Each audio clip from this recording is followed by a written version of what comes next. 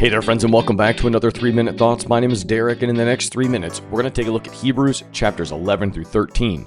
As we finish out the book of Hebrews, we're going to notice that the tone is going to shift a little bit from deep theology to urgent encouragement. The author here has shown us who Jesus is. He's greater than angels, Moses, priests, and sacrifices. Now the question is seemingly a simple one. What kind of life does that truth now produce in us? Hebrews 11 is often called the Hall of Faith, but for the original hearers, it wasn't a list of heroes to admire. It was a reminder of what faith really is and what it looks like.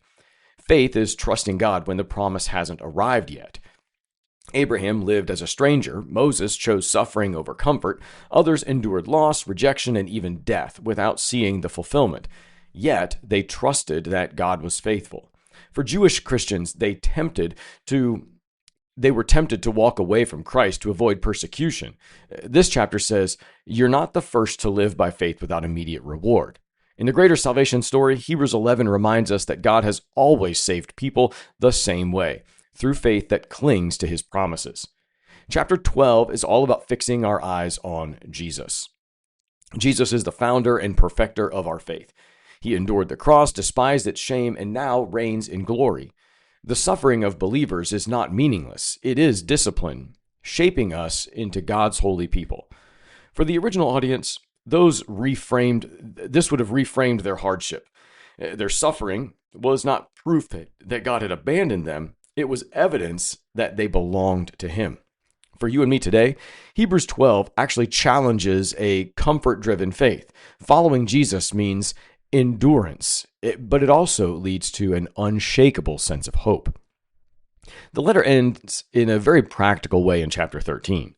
Love one another, show hospitality, honor marriage, resist greed, trust godly leadership. Those are all themes that are present throughout this chapter. Faith is not just believed, it's lived out in everyday real moments, not just in the churchy ones. The author reminds the readers here that Jesus is the same yesterday, today, and forever. So they should not chase new teachings or return to old systems. Jesus is enough.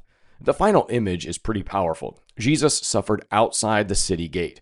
Following him may mean being misunderstood or pushed to the margins, but that's where God has always worked. Hebrews ends where it begins, with Jesus. He's the better promise, the perfect sacrifice, the faithful Savior.